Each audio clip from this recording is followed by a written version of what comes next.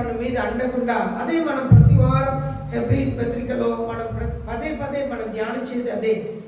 Hebrew పత్రిక 4వ అధ్యాయం, one who has been tempted in all things as we are yet without sin, 15వ వచనం. ఆయన యేసయ్య మన కొరకు పాపమునే జయించారు. ఆయన కూడా మనలాగే శోధించబడ్డారంట. చిన్న పిల్లలు ఎలా శోధించబడతారు? ఏది చూసినా వాళ్ళ అమ్మ నాన్న కొని వాళ్ళని ఆశపడతారు. టైం ఉన్నప్పుడు ఆడుకోవాలని ఆశపడతారు. స్కూల్కి వెళ్ళకుండా ఇంట్లో ఉండాలి అని ఆశపడతారు.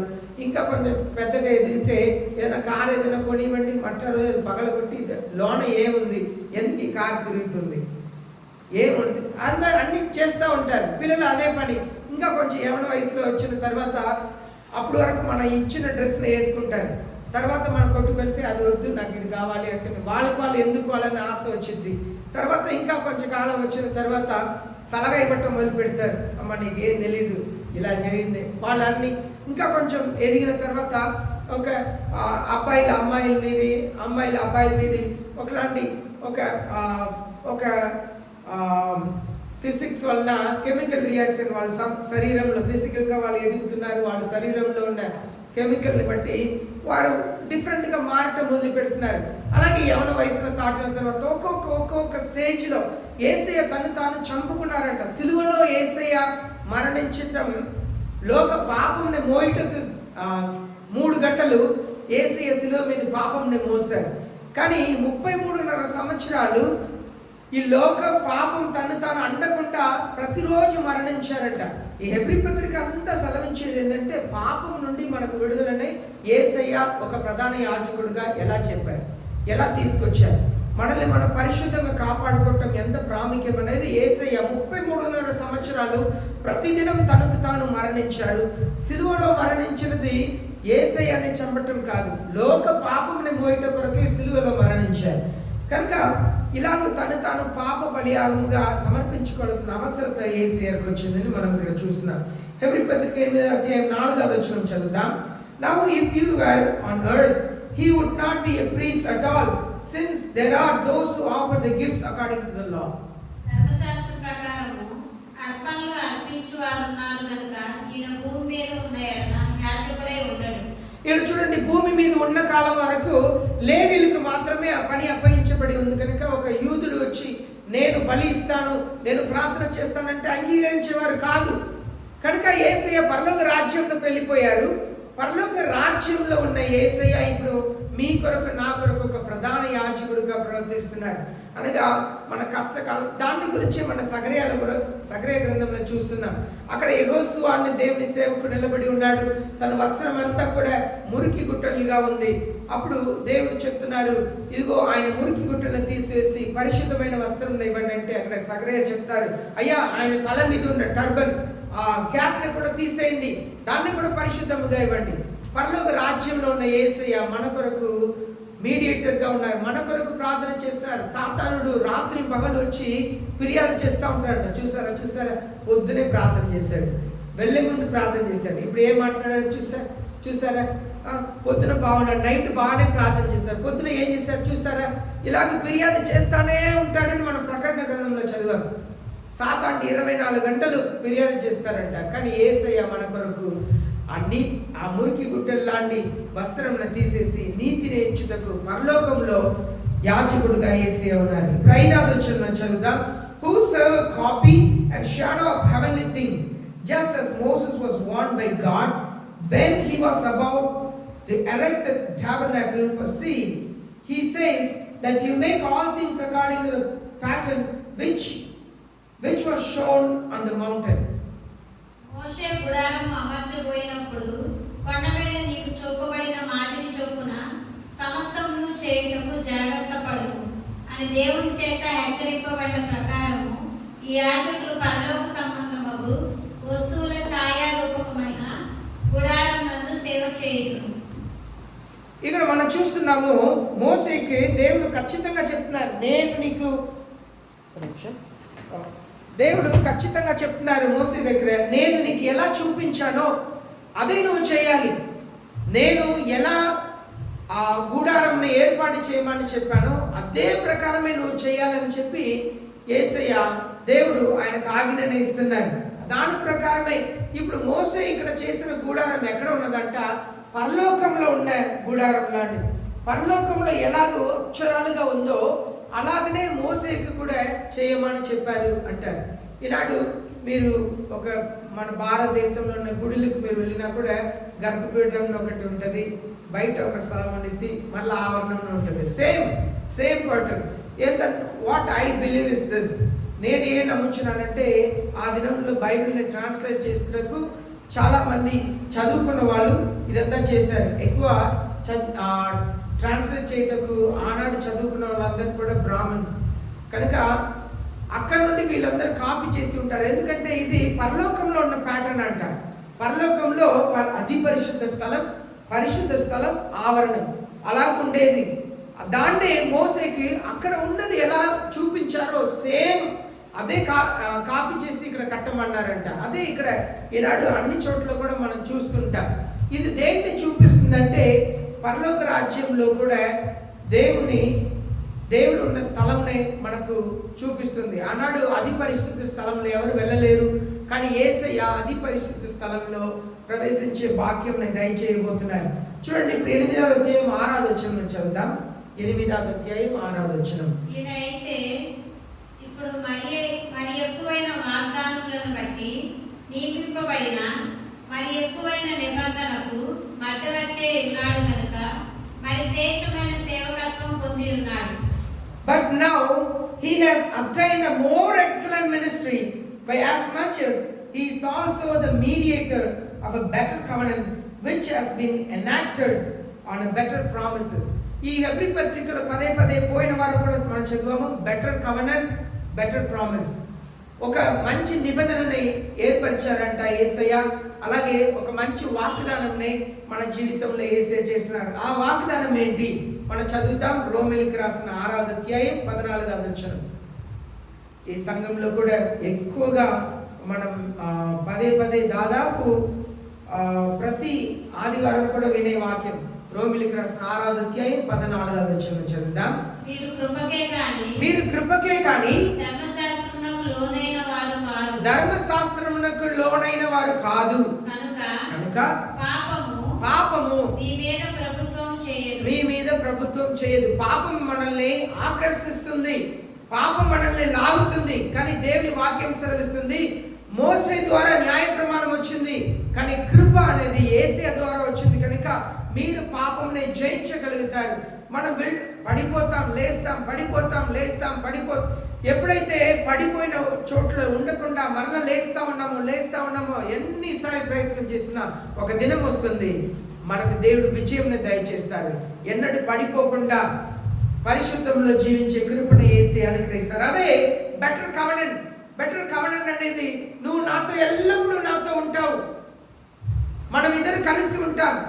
ఒక బెటర్ ప్రామిస్ అంటే పాపం మిమ్మల్ని పరిపాలన చేయదు. భయపడవద్దు, దిగులు పడవద్దు, అయ్యో నేను ఈ పాపంని జయించలేకపోతున్నానే, బాధపడవద్దు అంటున్నారు. ధైర్యముగా ఉండే కృపని యేసే అనుగ్రహిస్తున్నారు. యోగాన్ని రాసిన 1వ అధ్యాయం 7వ వచనంలో మనం చదువుతున్నాము. యోగాన్ని రాసిన 1వ అధ్యాయం 7వ వచనంలో అక్కడ న్యాయ ప్రమాణం మోసే ద్వారా వచ్చింది, కానీ కృప యేసయ్య ద్వారా వచ్చింది. యోగాన్ని రాసిన 1వ అధ్యాయం 7వ వచనం. మోసే మూలముగా అతని మూలముగా అందరూ విశ్వసించినట్లు అతడు ఆ వెలుగును గూర్చి సాక్ష్యం ఇచ్చుటకు సాక్షిగా వచ్చెను. సరే, 17వ వచనం చదవండి. 17వ వచనం. యోహాను 1:17. ధర్మశాస్త్రము మోషే ద్వారా అనుగ్రహింపబడెను, కృపయు సత్యము యేసుక్రీస్తు ద్వారా. కృపయు సత్యము యేసయ్య ద్వారా వచ్చిందంట. యేసుక్రీస్తు ద్వారా వచ్చింది. ఏ సత్యం, ఏ కృప? కృప మనల్ని పాపం చేయకుండా కాపాడుతుంది. కృప ముందు ఉన్న రోజుల్ని మంచిగా జీవించుటకు మనకు సహాయం చేస్తుంది. కనుక కృప చాలా ప్రాముఖ్యం. గలాతీయులకు రాసిన 2వ అధ్యాయం 21వ వచనం చదువుదాం. గలాతీయులకు రాసిన 2వ అధ్యాయం 21వ వచనం చదువుదాం. ఇక్కడ మనం చూస్తున్నాము, మనం కృపని చాలాసారి వదిలేస్తున్నాం. ఏముందిలే, ఇలాగే చెప్తుంటారు పాస్టర్లు, చర్చికి రా అని పిలుస్తుంటారు. అన్ని చర్చిలు ఒకటే కదా, అందరు పాస్టర్లు ఒకటే కదా, అందరికి సమస్య ఉంటుంది, అందరు ఇలాగే ఉంటారులే, వాళ్ళ దగ్గర మనం ఎందుకు వెళ్ళాలి అన్నట్లుగా ఒక భావన. చూడండి, గలాతీయులకు రాసిన 2వ అధ్యాయం 21వ వచనం. నేను దేవుని కృపను నిరర్థకము చేయను. నీతి ధర్మశాస్త్రం వలన అయితే ఆ పక్షమందు క్రీస్తు చనిపోయినది నిష్ప్రయోజనమే. చూడండి, నీతి అనేది ధర్మశాస్త్రం ద్వారా వచ్చి ఉంటే యేసయ్య మరణించింది వృధాగా ఉంటది. కాదు, నీతి అనేది యేసయ్య మరణం ద్వారా వచ్చింది, కృప ద్వారా వచ్చింది కనుక దాన్ని ఉదాసీనం చేయకూడదు. ఇలాంటి సాతానుడు చెప్పేది ఇదే, ప్రజలకు చెప్పేది, ఎందుకు అటు ఇటు తిరుగుతున్నావు, అన్ని ఒకే సంఘం, అన్ని ఒకే వాక్యమే, అన్ని ఒకే పాటలే, ఎక్కడైనా నువ్వు కూర్చోవచ్చు.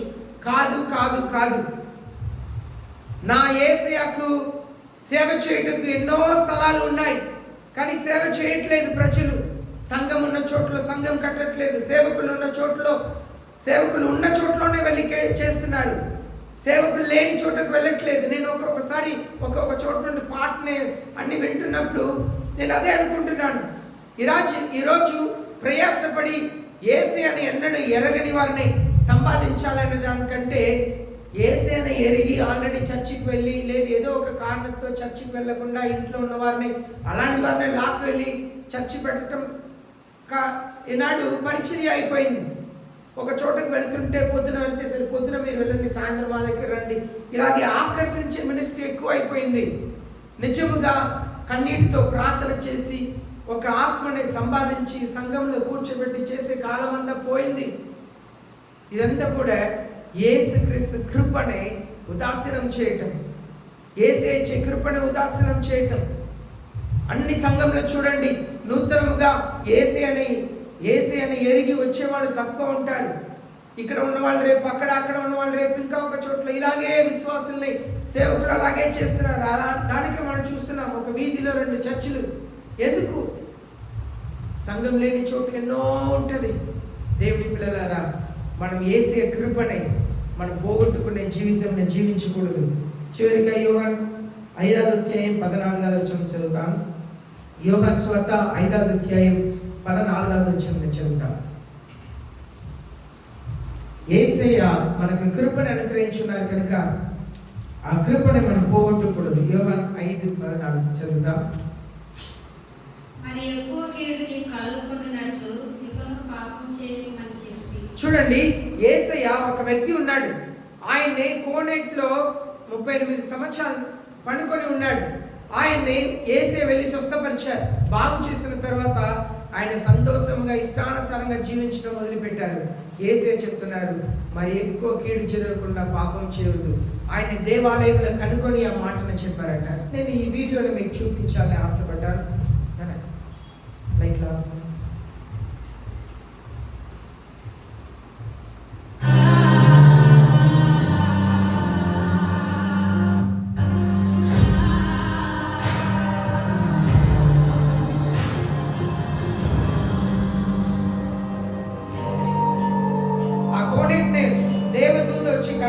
కదిలించిన వెంటనే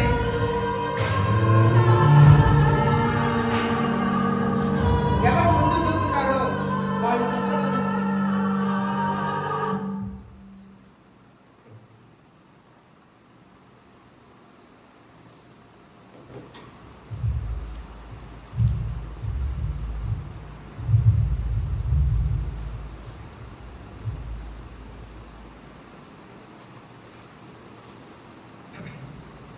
యేసయ్య మనకు ఇచ్చిన ఒక ఆశీర్వాదం ఏంటంటే కృప.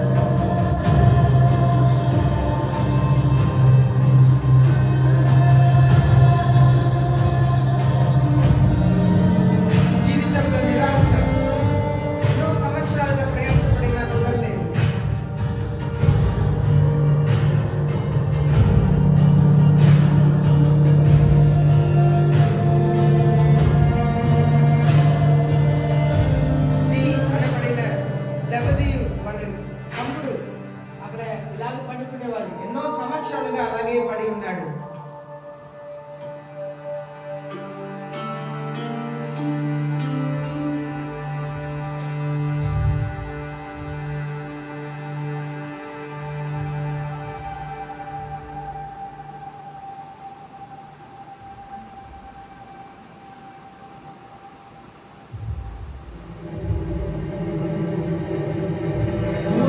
ఓకే, ఇది యేసయ్య వచ్చినప్పుడు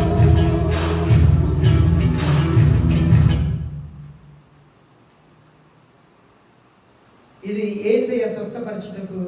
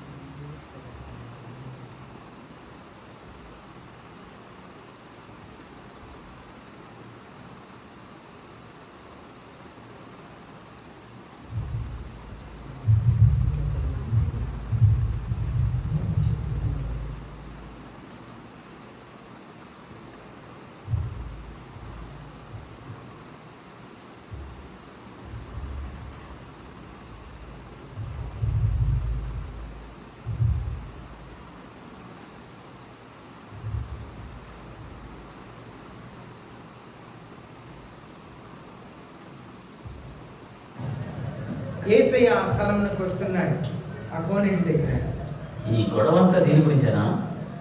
పవిత్ర స్నానం అది మనం ఇంతవరకు చూడలేదన్న భావన ఉంది.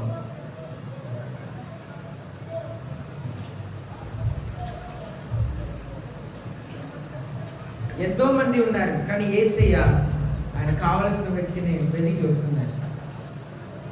అతని ఎవరు?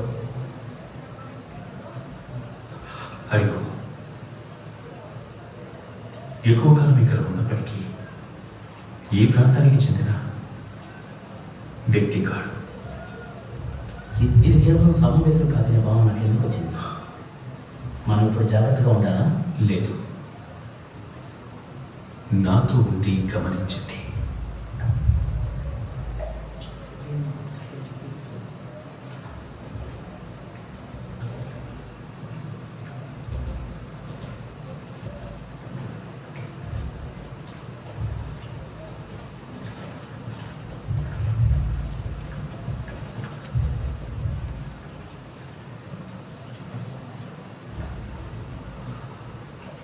వందనాలు.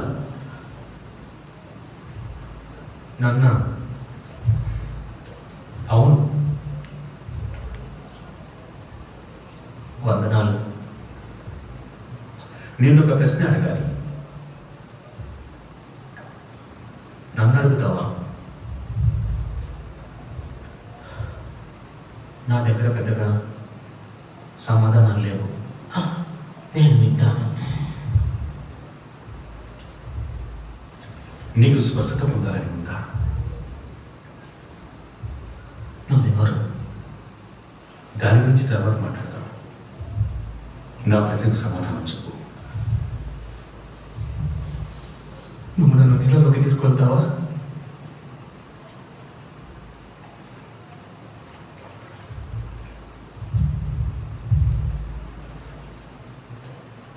చూడు, నాకు ఈరోజు అసలు ఏం బాగాలేదు. చాలా రోజుల నుంచి నీ జీవితం అస్సలు బాలేదు.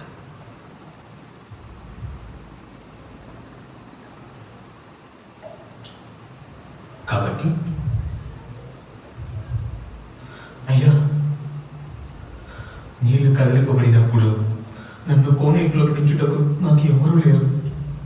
నేను ఇక్కడికి వచ్చే లోపే వేరొకడు నాకంటే ముందు దిగుతున్నాడు. కాబట్టి నా వైపు చూడు, నా వైపు చూడు. నేను అడిగింది అది కాదు. నీకు నిజానికి ఎవరు సహాయం చేస్తున్నారు, ఎవరు చేయడం లేదు, ఎవరు నీకు అడ్డని అడగడం లేదు. నేను నీ గురించి అడుగుతున్నాను.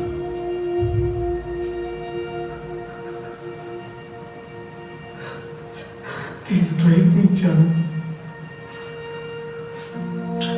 చాలా కాలం పాటు నాకు తెలుసు.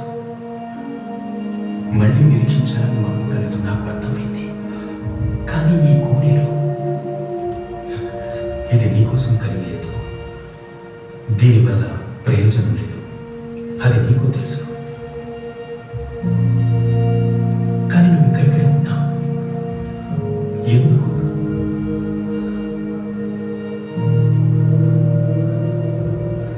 నాకు తెలియదు. నీకు ఈ కోనేరు అవసరం లేదు. నీకు కేవలం నేను కావాలి.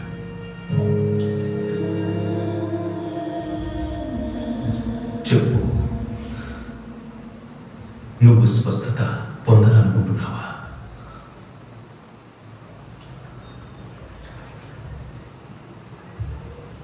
అయితే నువ్వు త్వరగా పైకి లే, పరిగెత్తుకుంటూ వేగంగా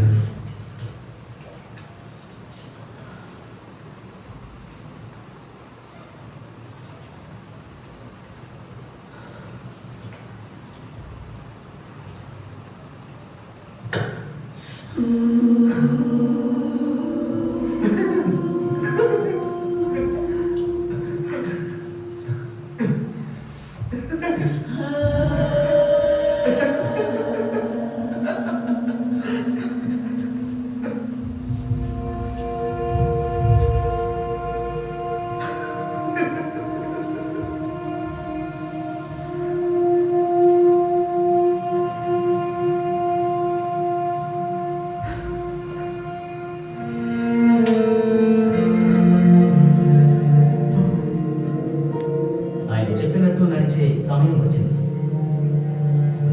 నీ పట్టును మర్చిపో.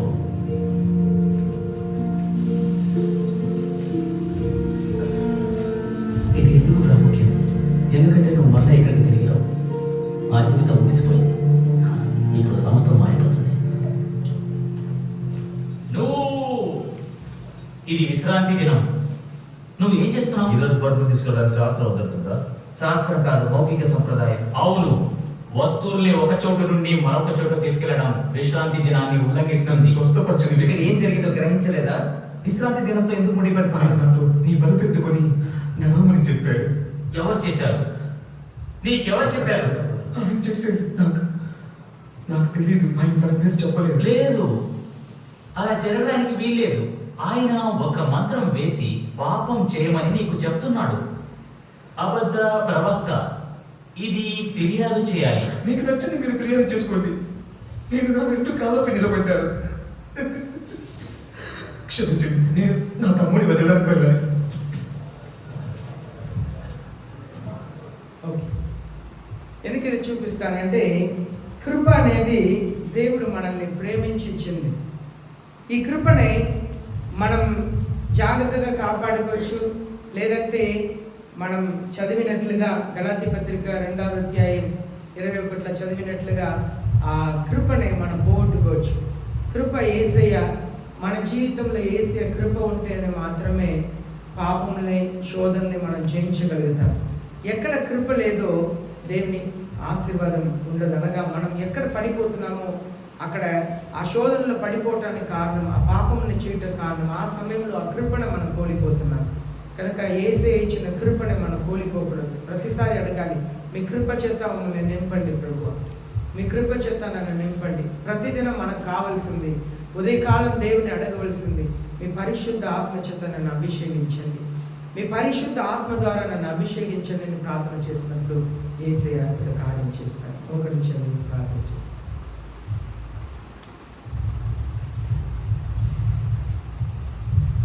ఎవరికి